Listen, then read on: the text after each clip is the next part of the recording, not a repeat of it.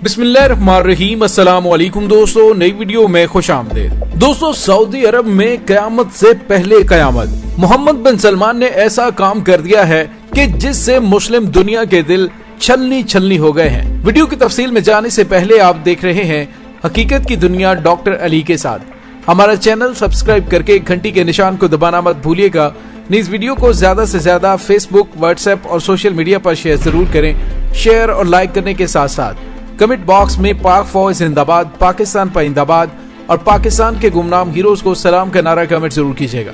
दोस्तों, सऊदी वलिया शहजादा मोहम्मद बिन सलमान इसराइल को तस्लीम करने के हवाले से जो इकदाम कर रहे हैं, उनमें आए रोज पहला कदम दूसरे से ज्यादा संगीन और दिल दुखा देने वाला होता है। दोस्तों, सऊदी वलीअहद इसराइल को जल्द अज जल्द तस्लीम करना चाहता है, लेकिन उसके लिए वो इस्लामी इक़दार और इस्लामी तशक्कुस की भी कुर्बानी देने से बाज नहीं आ रहा। दोस्तों, मोहम्मद बिन सलमान ने कुछ दिन पहले 100 मसाजिद से उन तमाम इमाम मस्जिदों को फारिग किया जो कि इसराइल के हवाले से अवामी राय को हमवार करने का काम नहीं कर रहे थे, और गुज़िश्ता रोज भी 7 मुफ्तियों को अपने ओहदों से हटाकर जेल में बंद कर दिया जो कि सऊदी शहजादे की बात नहीं मान रहे थे। और दोस्तों, अभी वही तकलीफ उम्मत मुसलमान के दिल में थी, या सऊदी अरब ने एक और बड़ा घनौना कदम उठा लिया है। दोस्तों, आले सऊद ने यहूदियों से मुतल्लिक निसाब के बारे में ऐसा कदम उठाया है जिसे जानकर यकीनन तमाम मुसलमानों के दिल छलनी छलनी हो जाएंगे। दोस्तों, सऊदी हुकूमत की जानिब से निसाबी कुतब में तब्दीली कर दी गई है, जिसके तहत निसाबी कुतब में से यहूदियों के खिलाफ ज्यादातर मवाद तो हटा दिया गया है और जो थोड़े बहुत अल्फाज मौजूद हैं उनमें शिद्दत कम कर दी गई है। और दोस्तों, आले सऊद का कहना है कि सऊदी पॉलिसी का मकसद रवादारी को फरोग देना है।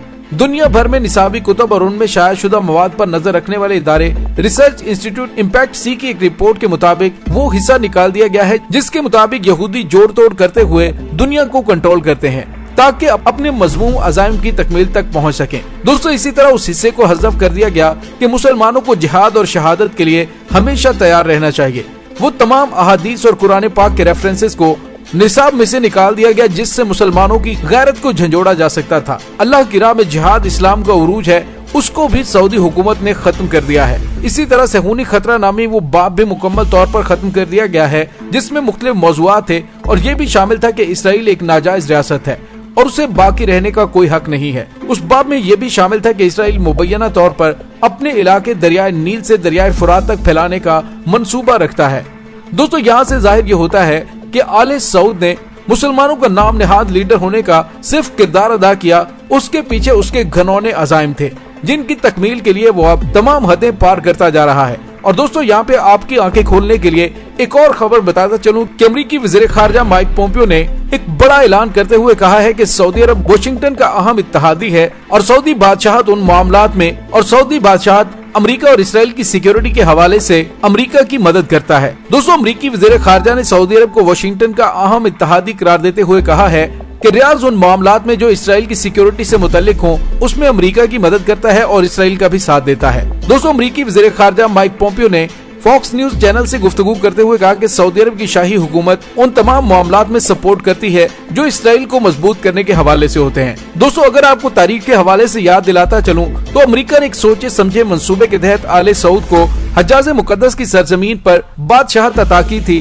ताकि वो अपने मजमूम मकासद को पाए तकमील तक पहुँचा सके। दोस्तों, सऊदी अरब ने अरसा दराज से मुसलमानों की नुमाइंदा तंजीम OIC को मुकम्मल तौर पर हाईजैक कर रखा है, क्योंकि OIC भी बिके हुए मुफ्तियों की तरह आले सऊद के इशारों पर नाचती है और कभी भी कोई फैसला आले सऊद की मर्जी के खिलाफ नहीं दिया जाता। दोस्तों, कश्मीर के मुसलमान चीखों पुकार कर रहे हैं, लेकिन मजाल है कि OIC की जानिब से भारत की मजम्मत सामने आए या फिर इसराइल को लगाम देने की बात की जाए। बल्कि दोस्तों, जो माइक पोम्पियो ने बयान दिया है उससे जाहिर ये होता है कि सऊदी अरब अमेरिका के साथ मिलकर इसराइल की खुद हिफाजत कर रहा है, जबकि दूसरी जानिब यमन में सऊदी अरब की जंग के नतीजे में रूनुमा होने वाले इंसानी अलमियत की बात की जाए तो यमन के 10 हजार बच्चे भूख की वजह से दम तोड़ चुके हैं और 10 लाख यमनी शहरी मुमकिन है कि भूख की वजह से अपनी जान खो बैठे। अमेरिका को सऊदी अरब की डिक्टेटर और जालिम हुकूमत के साथ नहीं देना चाहिए, क्योंकि इस सूरत में एक पूरा मुल्क वीरान हो जाएगा और वहाँ बड़े पैमाने पर इंसानी अलमिया रूनुमा होगा। दोस्तों, 2015 से सऊदी अरब और उसके इत्तेहादियों और खुसूसन मुत्तहिदा अरब अमारात ने यमन की जंग छेड़ी थी और अमेरिका की जानिब से इस जंग में सऊदी अरब को लॉजिस्टिक सपोर्ट फराहम की जा रही थी, जिसकी वजह से ट्रंप 2018 के आखिर में इस हमायत से कुछ पीछे हटे, लेकिन सऊदी अरब और उसके इत्तेहादियों को मुस्तकबिल में हथियारों की फरोख्त रोकने की कांग्रेस की कोशिश को अमेरिकी सदर डोनाल्ड ट्रंप ने मुस्तरद कर दिया था। दोस्तों, अब अमेरिकी सदर जो बाइडेन की तरफ से कहा गया है कि यमन जंग में अमेरिका सऊदी अरब को सपोर्ट नहीं करेगा और जो गोला और असलहा बारूद फराहम किया जाता था वो अब नहीं दिया जाएगा।